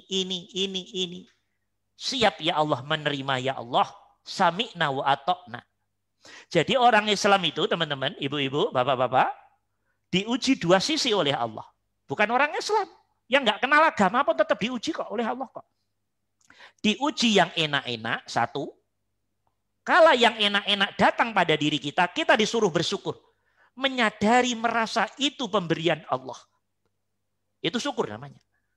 Begitu lawannya, yang tidak enak, datang pada diri kita, anak kita, istri kita, keluarga kita, kehidupan kita. Diri harus kuat bahwa ini juga ujian Allah. Siap ya Allah menerima ya Allah. Jadi enak diterima, menyadari merasa dari Allah. Yang enggak enak diterima, menyadari merasa juga dari Allah. Enak Allah, enggak enak Allah. Kita oleh agama disuruh bersikap seperti itu. Makanya Allah bilang, kullu nafsin dha'iqatul maut. Setiap jiwa akan merasakan mati. Setiap roh Setiap diri akan merasakan mati. Dan sebelum mati kata Allah, wa nablukum bisyarri wal khair fitnah. Setiap dari kalian akan saya uji yang enak-enak dan yang tidak enak. Fitnah sebagai bentuk ujian. Jadi teman-teman, enak nggak enak, lancar nggak lancar. Oke, itu mah irama kehidupan. Ikutin terus, sadari itu yang buat Allah. Nanti waktunya mati. Bisa dimengerti? Rindu mati boleh, tapi nggak boleh kerinduan mati ini menghubungkan dengan apa tadi? Berkesan putus asa dari fakta kehidupan. Itu dilarang keras oleh agama kita. Tolong. Takutnya, teman-teman, kalau punya sikap begitu, diri kita dikuasai setan, jin, iblis mengatasnamakan Allah, padahal dalam hati kecil sana bosen dengan menolak, dengan tidak mau menerima dengan fakta-fakta kehidupan. Kalau itu yang terjadi dan kita mati dalam keadaan menolak ujian dari Allah yang enak apa enggak enak, mohon maaf. Itu mah mati yang su'ul khotimah. Karena diri pengen menghindar dari ujiannya Allah. Bisa dimengerti? Kalau orang soleh nanti rindu mati, tapi di dalam hati nggak ada urusan dengan fakta kehidupan. Rindu kepada Allah, untuk kembali kepada Allah. Karena memang hidup itu ya sejatinya hanya gini-gini doang. Tapi nggak pernah menghubungkan fakta ujian yang enak dan nggak enak. Orang soleh nanti rindu matinya begitu. Tapi kalau di diri teman-teman ada rindu, ada pengen mati, tapi karena hidup kok sering ruwet gitu, itu namanya putus asa. Tidak boleh, dilarang keras oleh agama kita. Saya mau wanti-wanti untuk semuanya yang ada di ruangan ini. Tidak boleh punya sifat begitu. Harus menyongsong dengan tegap, ya Allah siap menerima apapun yang datang darimu ya Allah. Nah, itu namanya sabar, tabah, ridho, syukur. Menguasai hati. Nah, nanti waktunya mati. Bisa dimengerti? Clear, Ibu ya? Didudukkan dengan baik. Jadi nanti teman-teman akan tahu belajar kita ini nanti ke depan akan membuat hati teman-teman menjadi kuat. Karena paham siapa aku, siapa Allah, dan aku harus bagaimana hubungannya dengan Allah. Selama ini tidak sedikit manusia, dikit-dikit gampang menyerah, dikit-dikit gampang putus asa, dikit-dikit gampang ngeluh, dikit-dikit gampang, pokoknya gitulah, roboh dirinya karena nggak ngerti siapa diri, siapa Allah. Maka kemudian hidup kayak layangan putus. Tahu layangan putus? Ya itu Ibu ya, tolong dijaga hatinya, pikirannya, terus melihat Allah. Ya, siap menghadapi ujian Allah yang enak-enak sesuai keinginan atau yang tidak sesuai keinginan. Itu adalah memang dikirim oleh Allah. Clear? Ya. Kalau ini kebalikan dari Bu Yeni, ya. Misalnya dia takut mati karena belum punya amal yang banyak begitu.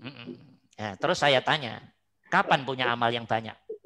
Iya, maksudnya sekarang gitu. Saya tanya, yang takut mati karena belum punya amal yang banyak. Teman-teman paham nggak? Rasa itu muncul karena dimunculkan oleh setan dan iblis yang ada di hati dan pikiranmu.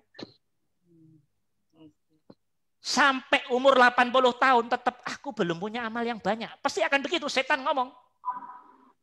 Siapnya kapan siapnya? Maka yang terpenting urusan kematian adalah mendudukkan hati dan pikiran sebersih-bersihnya, setulus-tulusnya. Kapanpun engkau mengambil ya Allah, engkau memanggil ya Allah, siap sami'na wa atokna. Ghufranaka rabbana wa ilaikal masir. Walaupun hamba penuh dengan kekurangan ya Allah, hamba penuh dosa ya Allah. Nggak ada masalah, penuh dosa, penuh kekurangan, tapi sedikit banyak insya Allah diberi kebaikan kok oleh Allah kok. Alhamdulillah udah mau sholat, mau ini, mau itu, mau banyak kebaikan kok. Itu kebaikannya Allah nggak kelihatan semua pada diri kita. Allah ngasih kita bisa sholat nggak kelihatan semua itu kebaikan. Allah ngasih kita bisa ngopenin anak, ngopenin istri, suami, orang tua. Nggak kelihatan itu kebaikannya Allah. Di situ ibadah semua itu. Diri belum ngerti aja. Lah, cuman setan bisikin hati dan pikiran kita. Udah deh, ente nggak usah mati-mati, siap-siap mati dulu. Ente, loh selalu begitu. Jadi urusan kematian mah yang penting siap kapanpun datang ya Allah. Hamba akan ridho ya Allah. Lah, bersamaan ini, ayo amalnya duduk pada keikhlasan. Saya tanya, nunggu banyaknya sampai kapan? Nunggu banyaknya. Ayo harus bisa jawab. Ya. Nunggu banyak amalmu itu sampai kapan? Nanti umur 100 tahun ya masih dikit terus Ustaz. Iya, karena setannya ngomong begitu di hatimu dan pikiranmu. Kapan hatimu bersih, jernih, pikiranmu bersih, jernih, siap menerima panggilan Allah suruh pulang, kapanpun siap. Mengerti? Kalau ingin mati karena ingin bertemu sama Tuhan aja, kangen rindu sama Rasulullah, gimana Ustaz? Ya itu yang benar, tapi harus benar dulu nata hatinya. Jangan-jangan itu apa karena terpaksa juga banyak juga nanti begitu. Iya. Ya, mulutnya bilang Allah Rasulullah, tapi hatinya jangan-jangan takutnya dibisikin setan. Maksudnya gini loh teman-teman, perlu ilmu.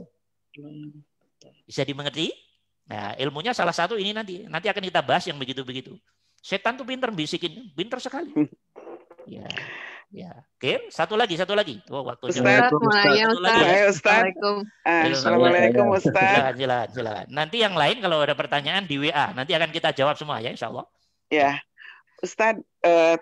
Tadi kan Ustaz mengatakan sunatullah bahwa kita udah dilahirkan menjadi anaknya seseorang. Iya, benar. Kemudian ditakdirkan kita untuk menjadi seorang Muslim atau agama lain. Benar. Nah, sekarang kaitannya dengan kita melaksanakan rukun Islam itu, apakah posisi kita di situ harus pasrah atau pasif gitu? Karena kalau memang semua atas diri kita sudah ditetapkan oleh Allah, baik itu buruk menurut kita padahal tidak atau sebaliknya. Nah, jadi terkadang kita bingung, ini kita ini harus pasif atau pasrah, gitu. Oke. Nah, itu bagaimana sikapnya? Jadi antara pasrah dan pasif itu kadang-kadang menempatkannya agak-agak rancu, gitu, Ustaz. Tipis ya. Iya. Demikian Ustaz, terima kasih. Oke, ini kalau dibahas mau panjang sekali, 1 jam aja nggak cukup ini. Iya, jadi kalau nanti ada bahasanya khusus pertanyaan ini. Jadi begini, Bu Anita Tanjung, yes. Allah kalau pengen nolong orang, habis ditolong, didorong. Orang itu akan didorong dengan aneka delik peristiwa, naik turunnya. Allah kalau bikin orang itu kaya, dia akan didorong menuju kesemangatan kerja, ditemukan koneksi-koneksinya. Ditemukan jalur jaringan yang pas, sehingga cepat kaya. Kalau Allah nggak pengen orang nolong untuk cepat kaya, kerja sejujur apapun, semaksimal apapun, tetap belangsak terus. Paham apa enggak? Dikit apa banyak begitu dalam kehidupan? Udah jujur, komitmennya bagus, tetap aja nggak kaya-kaya, banyak apa enggak? Banyak. Lah itu jawabannya. Iya, jadi teman-teman, hakikatnya pergerakan ini juga sejatinya pergerakannya Allah. Cuma kalau jawabannya syariat nih Bu Nita, Bu Anita, ya iya dong kita harus berusaha. Itu jawaban normal. Harus berdoa. Itu jawaban syariat namanya. Tapi kita nggak pernah masuk bahwa kita berusaha itu yang gerakin siapa? Allah. Lah itu jangan dititik di depan tadi. Usaha kita itu bagian pertolongan Allah. Jangan dipisah usaha kita terus dikira Allah nggak nolong gitu. Itu salahnya di situ. Dirimu ngerasa bisa tanpa pertolongan Allah. Paham apa tidak? Ini salahnya umumnya orang. Selalu misah antara pertolongan Allah dengan diri. Mengerti? Kita mau berdoa. Berdoa itu kita atau karena Allah menginginkan kita berdoa? Karena Allah menginginkan kita berdoa. Selama ini mandang aku doa Allah melihat. Nggak mau tahu. Kan begitu toh? Itu salah kita. Berburuk sangka kepada Allah. Jadi Allah itu dikira nongkrong nggak ada kerjaan gitu ya? Jadi dalam hal ini Allah melihat kepada usaha kita, Ustaz. Allah melihat rasa yang ada pada dirimu. Rasamu duduk pada apa? Rasanya duduk pada ego diri atau kerahmatannya Allah. Kalau rasa duduk pada ego diri, habis dirimu nanti di hadapan Allah. Kalau rasa ya Allah, ini rahmatmu, fadlmu, izinmu ya Allah. Engkau mendorong hamba satu sisi. Sesekali engkau juga membuat hamba tidak berdaya apa-apa ya Allah. Pengen tahajud tapi enggak berdaya. Berat ya Allah. Pengen ini tapi ya Allah susah sekali. Tapi giliran hamba tidak pengen apa. Tahu-tahu dorongan dari hati pikiran datang. Dan hamba menjalankan itu. Itu permainan Allah semua dalam diri. Paham? Sudah mulai ngerti gerakan-gerakan? Sudah mulai mengerti. Lah, jadi butuh proses tapi Bu Nita, butuh proses. Karena kan Bu Nita pengennya set jadi nggak bisa. Ini ilmu yang sangat panjang, dalam dan rumit sekali untuk difahami. Ya, sama kayak begini, tahu-tahu langsung kaya gitu kan? Nggak mau babak belur naik turunnya usahanya ditipu dan seterusnya. Kan begitu toh? Lah, umumnya orang selalu pengennya singkat padat. Nah, begitu. Instan ya Ustaz ya. Oke, instan. Oke. Ya, tadi terakhir Tia tadi mau nanya apa? Tia? Terakhir. Iya Ustaz, mau nanya Ustaz. Ya, mangga silakan. Terkait roso Ustaz. Tadi kan dibilang sebenarnya tergantung roso kita ya. Berarti kalau misalnya nih Tat, kalau pemikiran kita seperti ini berarti sebenarnya salah apa enggak Tat? Kalau kita nanti meninggal mati gitu ya, kemudian ditentukan ke surga ataupun neraka, dan itu kan atas kehendaknya Allah ya Tat ya. Berarti sebenarnya sekarang kita pun harus nggak boleh takut kita tuh masuk neraka gitu, karena ya kalau misalnya Allah berkehendak masuk neraka ya seperti setan sama iblis pun seharusnya kita sami'na wa ata'na gitu ya, harusnya ikhlas gitu loh Ustaz. Mau kita mau masuk neraka kek, mau masuk surga kek, atau jika itu kehendak Allah, berarti seharusnya kita tidak perlu memikirkan bahwa nanti kita masuk surga atau neraka begitu kan? Bagaimana? Ya, itu terlalu tinggi ya. Terlalu tinggi. Tidak begitu juga, tidak begitu juga. Karena Allah dan Rasul menginformasikan neraka dan surga sedemikian rupa, maka kemudian kita dianjurkan untuk mendudukkan hati pada zona namanya khauf dan roja. Roja itu berharap pada Allah. Ya Allah, hamba nggak ngerti ya Allah. Mati saya dalam keadaan husnul khotimah apa su'ul khotimah.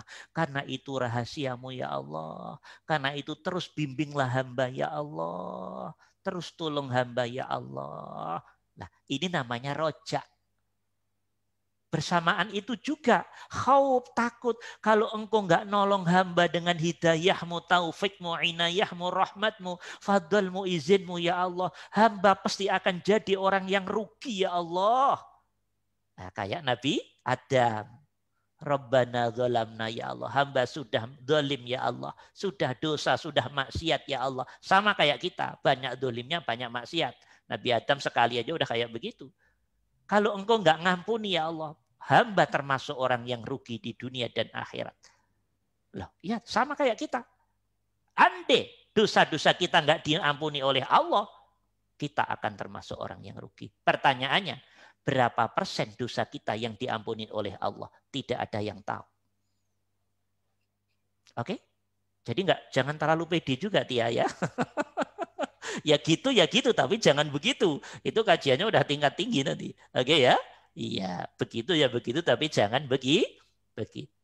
Justru karena kita tidak tahu, justru karena kita hakikatnya menjalani kehidupan ini, tapi harus dihadapin dulu ini ilmunya, lakunya. Nah, walaupun ending-endingnya hakikatnya mah yang tahu ya Allah juga. Teman-teman, tidak menutup kemungkinan orang masuk surga hanya dari senyumnya saja, paham? Karena suka nyenengin orang, senyum-senyum. Udah, itu masuk surga dari senyum aja ya. Loh, gitu. Mengerti? Tidak menutup kemungkinan orang masuk surga karena dari apalah. Jadi nanti sebab akibat masuk surga itu banyak sekali, miliaran sebab. Karena hakikatnya kata Rasul, kita masuk surga bukan karena amal kita, tapi karena rahmatnya Allah pada diri kita. Sampai sahabat nanya pada Rasul, wala anta ya Rasulullah, gimana dengan engkau ya Rasul? Iya, wala ana, juga saya. Saya jadi nabi kan bukan karena keinginan saya, itu keinginan Allah. Saya selalu dibimbing dan punya sifat maksum kan bukan kemauan saya, itu kemauan Allah. Saya jadi cermin kehidupan kan bukan kemauan saya, itu kemauan Allah. Saya menjadi makhluk yang paling mulia kan bukan maunya saya, itu maunya Allah. Sama Nabi juga hakikatnya posisinya seperti itu. Maka Nabi ketika ditanya sahabat, engkau juga masuk surga bukan karena kehebatanmu ya Rasul? Iya bukan, saya emang nggak hebat kok. Kalau di antara kita masuk surga, hakikatnya karena kasih sayangnya Allah pada diri kita. Bagian mana yang Allah suka dari diri kita, itu cukup untuk menjadi sebab rahmatnya Allah memasukkan surga kita kepada surganya Allah.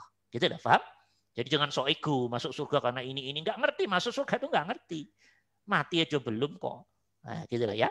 Kalau teorinya ya yang berbuat baik masuk surga, yang berbuat jelek neraka, itu harus kita imani. Tapi hakikatnya nanti ntar dulu, tunggu dulu.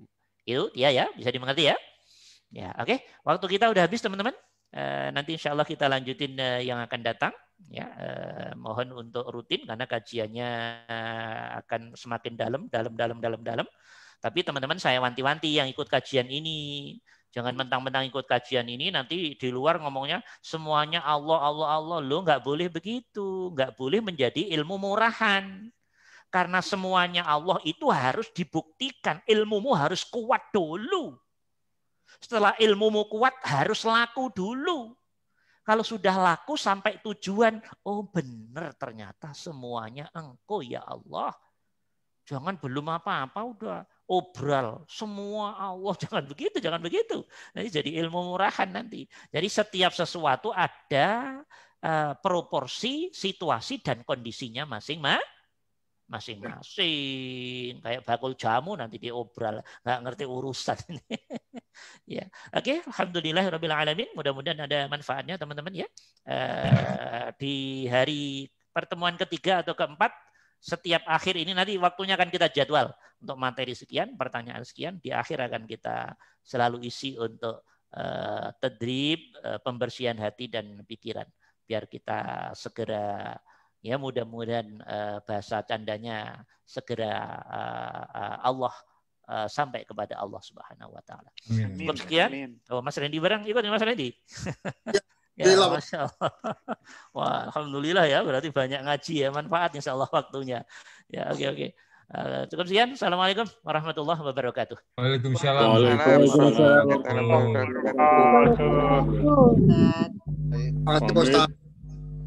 Waalaikumsalam warahmatullahi wabarakatuh.